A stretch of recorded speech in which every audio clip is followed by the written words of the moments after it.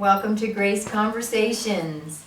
We are so blessed and so privileged to have a special guest today, Yogi Tenzin, otherwise known as Phillip Nichols, but Yogi Tenzin is his spiritual name, I would say. Mm-hmm. And we just did a highlight on Yogi Tenzin.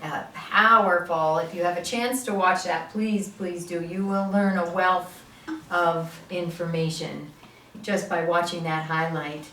And your conversation, you are profoundly passionate about yoga.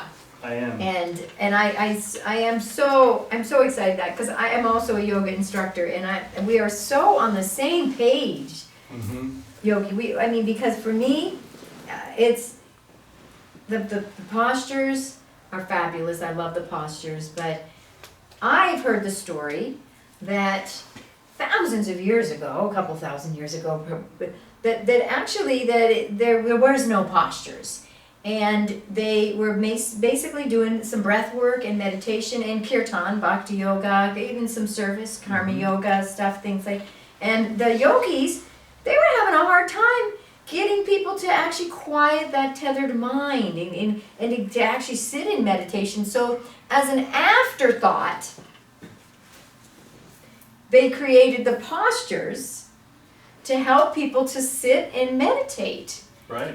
And so now, kind of in the West, we have it a little backwards. A lot of times when people think of yoga, they really think of only the postures. But really, that was developed much later than the original Raja Yoga and the Eightfold Path.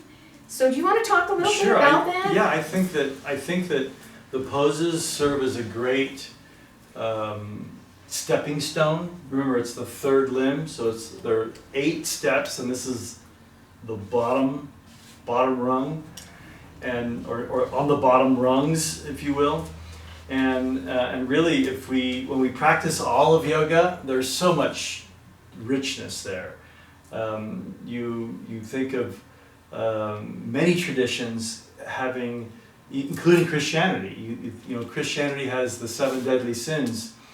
And if you look at the Yoga Sutras, they're talking about truthfulness, they're talking about non-greed, they're talking about non-stealing, they're talking about transcending envy and anger, and gluttony and so forth. And even in Buddhism, all Buddhist practices can be thought of as being an antidote to ego clinging, or the attachment to self. And what is the predominant sin of all time? Pride, which is said to be the one sin that leads to all the other 7. And that's ego clinging. So pride is really, Buddhist teachings are coming right through these other teachings, and Buddha was a yogi. So when we think of a universal teaching, if there was a universal teaching that all beings have access to, it's yoga. Mm-hmm. It's all the different paths of yoga that are all leading to this idea of God realization, of realizing your infinite self, realizing your Buddha nature, your Christ nature.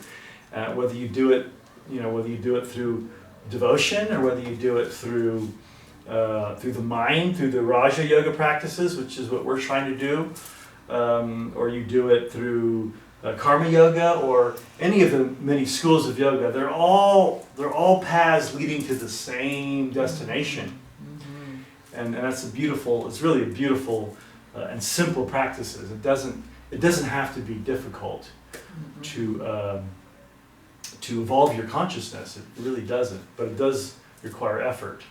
Consistent effort. Mm-hmm. Yeah, absolutely. And I love how you say, many paths up the mountain.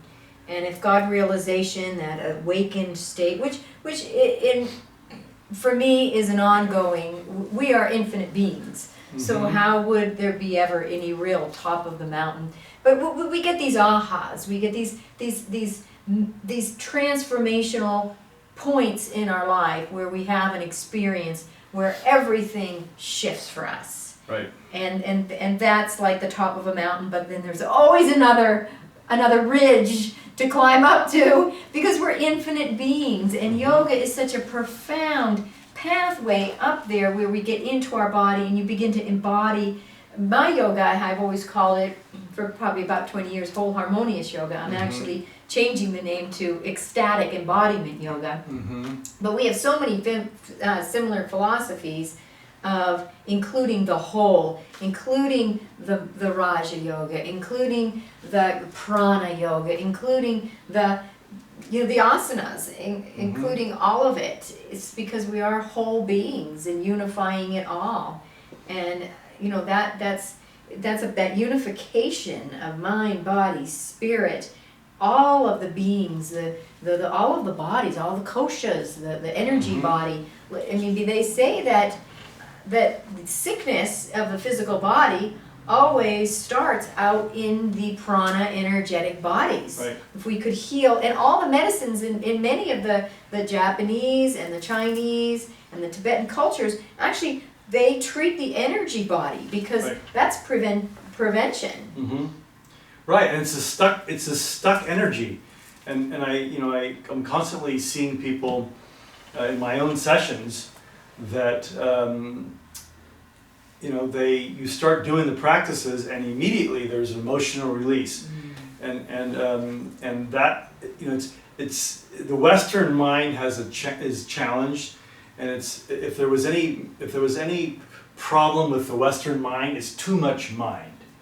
And this comes back again to the second sutra. We have to transcend our attachment to our conceptualization and to all that we think is going on up here, because the answers aren't here. In fact, the problems are all the problems are because we have too much mind, and we need to have less mind. And that freedom that you were talking about earlier, that happens when the mind empties itself. When the mind stops to identify with itself, and all that's left really, the more that happens is the freedom, the heart freedom, the compassion is what's left, and a certain sense of inner peace that cannot be trampled upon, and you start to awaken to this, to the realization that really everything you have, everything you need, you already have, and that the dream is really out here, right? All the illusion is out here, and the more the more you practice, the more you start to embody these truths, so that you're less and less pushed around by the goings on in the world, and it's a practice. It requires because everywhere we go, we're constantly inundated by this idea that form is real, that everything, that all the power is out there. Something is happening to us, right, or being applied to us from out there, and that we are just dangling out here victims, and it's completely not true, and it invades everything. It invades the medicine. It invades the way we see the world, and so it really requires a constant vigilance to continue to remind yourself that I am the infinite creator of everything. All the power is inside me. There's nothing out there that has more power over creation than me, unless I give it away.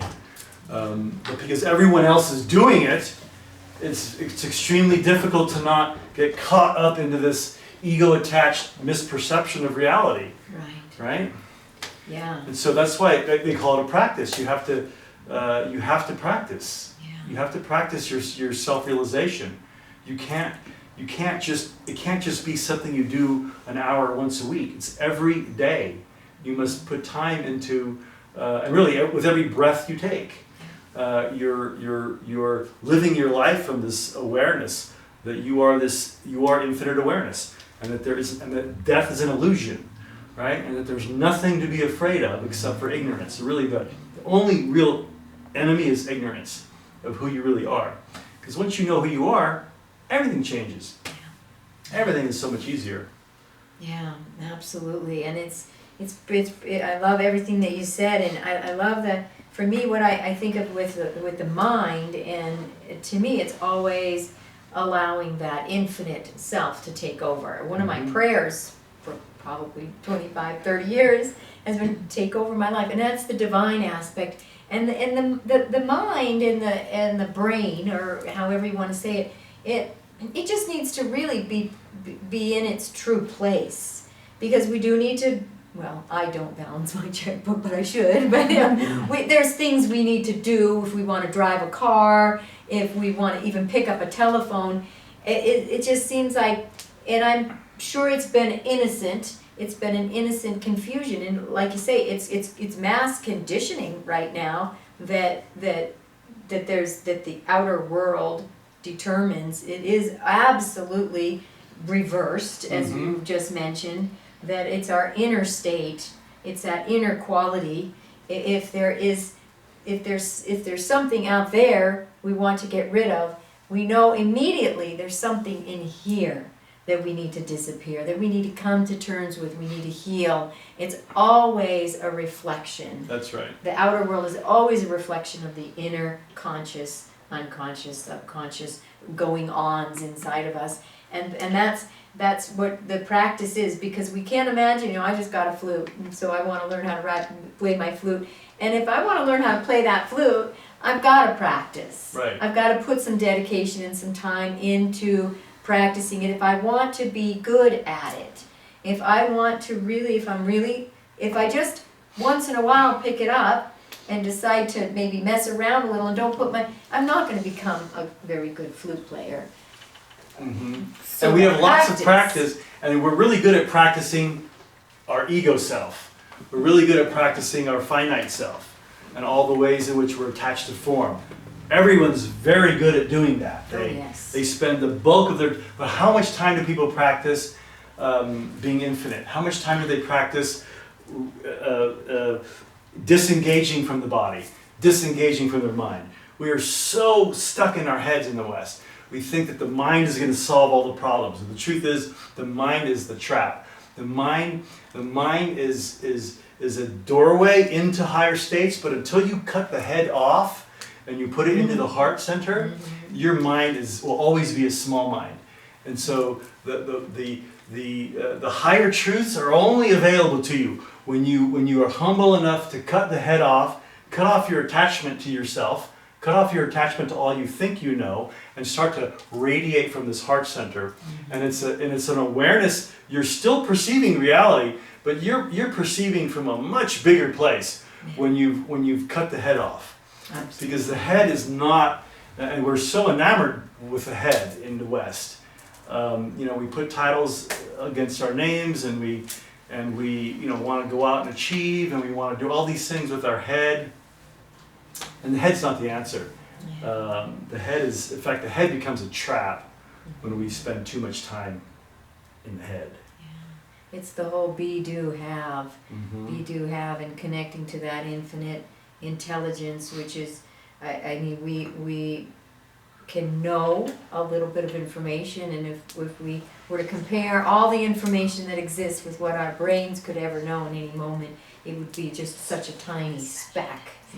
But if we could access that infinite aliveness within us that is eternal, and tap into that, we're tapping into a far greater intelligence, a genius source intelligence that can literally, download us with ideas immediately. Absolutely. I was at Walmart. Did I tell this story? No. I didn't know. I was at. He's giving me the sign that we have time, but I'll quickly tell you this story.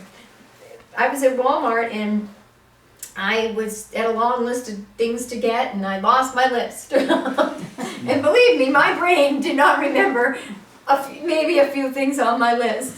And I went back and started, retracing where I went. I couldn't find my list. I thought I'd see it on the ground somewhere. Then I thought, maybe someone picked it up. And as I'm heading for the checkout, a flash of inspiration came in my mind. And I literally saw the list sitting at the garden center on the shelf.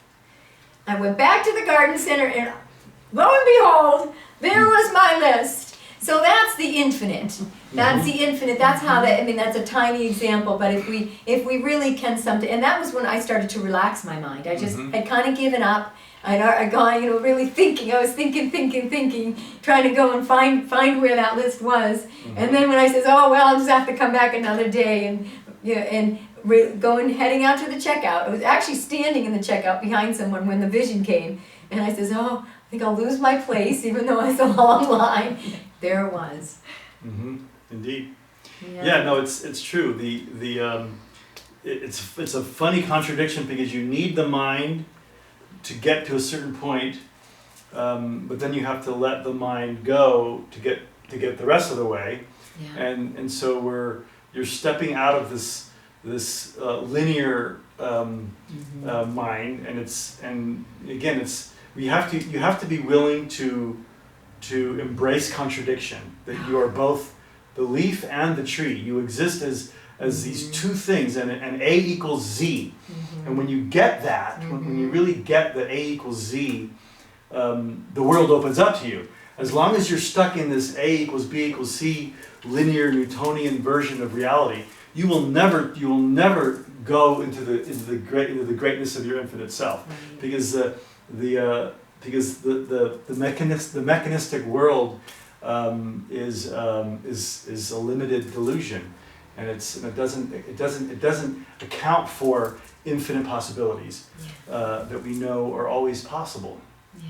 And that's I think the next step for human evolution, is where more and more people start to live from this knowingness that everything, that they're really in this infinite space, and that anything is possible, and that they're infinitely powerful, and that the world can be a different place once each of us individually have started to make this journey and start to embody this truth about who we really are, and stop giving away our power to all these things out there that we think are going to save us.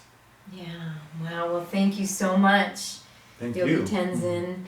And I so appreciate everyone being here. I appreciate the conversation and the time. Did I say your right name right? Yes. Oh, yay. Okay. I struggle with that a little. Thank you. And may you have a beautiful and blessed day. Let's give Yogi Tenzin a